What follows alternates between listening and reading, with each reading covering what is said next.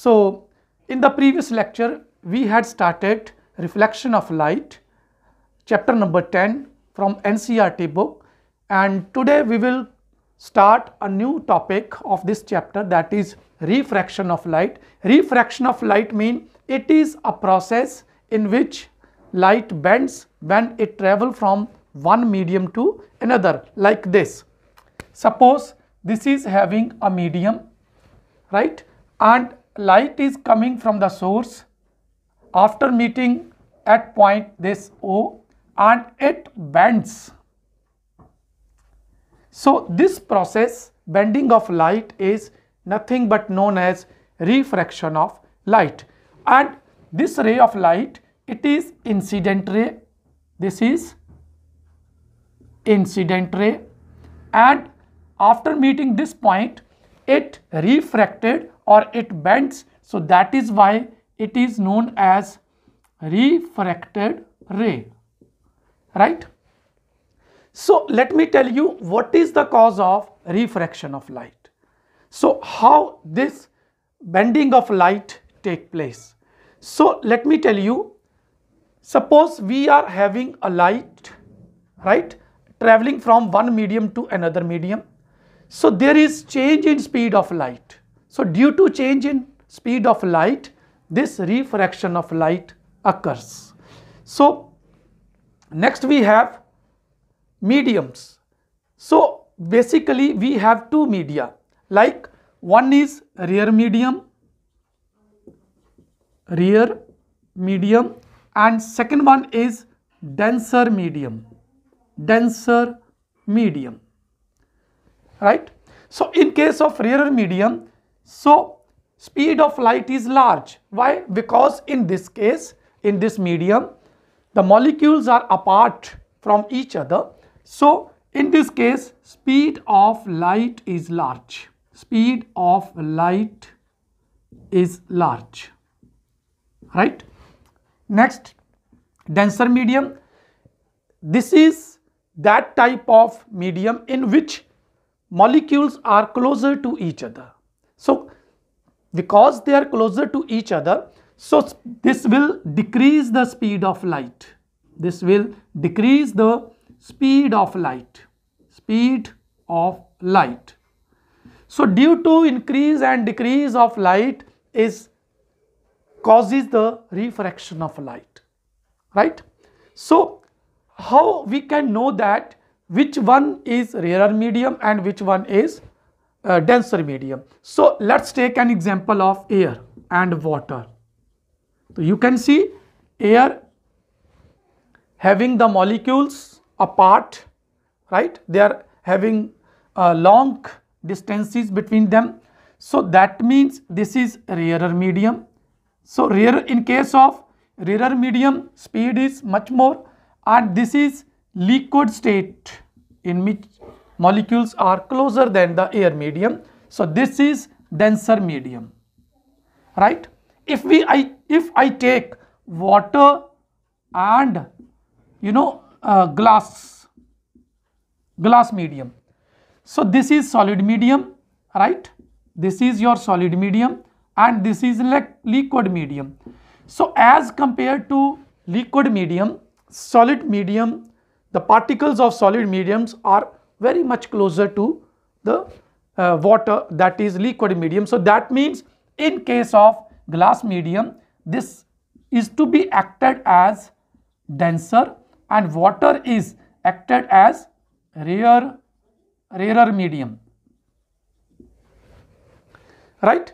So these, how we can find out which one medium is denser and which one is rarer medium. So let's discuss next topic, that is refraction of light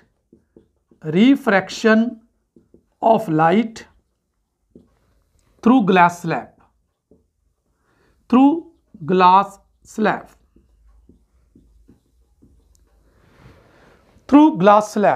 So for that, what we will do here, so let's see, this is glass slab, rectangular glass slab.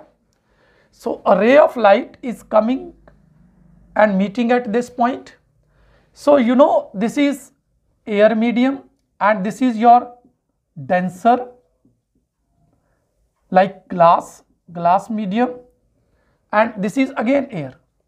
So that means light is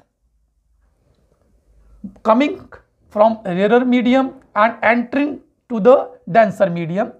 So since light is moving from rare to denser medium, that means there is decrease in speed of light. So it will move towards the normal. It will move towards the normal, and as it is again moving from denser to rarer medium, that means speed of light is increased. So it will move away from the normal, right? So this is your incident ray, as I had told you, incident ray, and this is refracted ray. This is refracted ray, and this is your emergent ray. This is emergent ray. Suppose if we are not having any medium, so what will happen? So ray of light without bending, it will go through like this. Clear? And this is having a distance like this. So this is your displacement in position. So that is, this distance is known as lateral displacement. So next we have laws of refraction. So like laws of reflection of light, we again have two laws of reflection of light, refraction of light. So one law means this incident ray, right, normal, this is normal, and refracted ray meeting at the same point, and they all lie in the same plane. This is our first law of refraction. And second law means sine of angle of incidence ray is equal to sine of refraction angle. This is constant quantity, and this constant quantity is known as refractive index, and it is known as n. So that means sine I upon sine R is equal to refractive index. So it is not only related to angle, sine of angle, rather it is also, this is refractive index. So refractive index is also equal to velocity of light in vacuum to the medium, or we can say velocity of light to the velocity of light in medium. So this can be C by V. This is also known as refractive index. Dear students, if angle between angle of incidence and the normal I and refracted angle is given to us, we can able to find the refractive index. Similarly, if we suppose light in particular medium is given, so we can able to find the refractive index again. Why? Because C is speed of light, this is constant quantity. So this is, its value is 3 into 10 raised to the power 8 meter per second. So there are so many consequences of refraction of light. Practical examples you have seen so many times in your practical life. Like suppose if I take this glass of water and if I try to dip into this water, right? So what we will observe, we will see this, this pen will bend like, right?